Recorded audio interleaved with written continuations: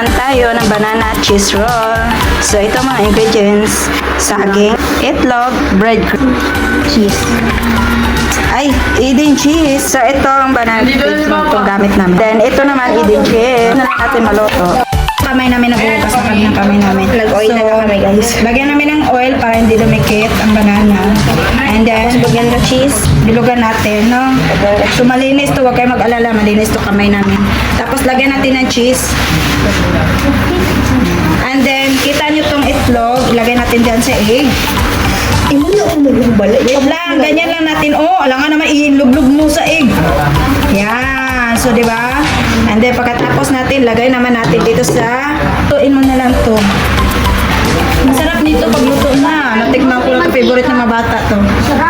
So, banana bread roll to ang tawag nito. So, ala, banana bread roll. May cheese to sa ilalim. Nilagyan ko ba ng cheese? Buti mo daw. Basta ako nilagyan ko yan. Wala, may cheese ba to? Hindi ko alam. Guys, nalagyan ko ba cheese yun? Wala mo ito ganda. So, ito na. Bread roll. Lagay natin na. So, Kay galuto kami dito. Gablan kami ni Mami. Mga boring na mga gawain sa bahay. Kami ay nagluluto ng pagkain. so ito na. Almusal niya. Snack. Linis yung kamay namin, guys. Guys, napakulo tayo ng mainit. Isasalang na natin to ang ating niloto. Ayan, bread roll.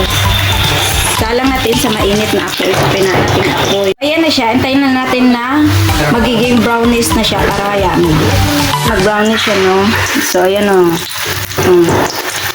Pag nag-brownish na siya, ibig sabihin luto na siya. Ito na ang finished product niya. Luto na. Kain na.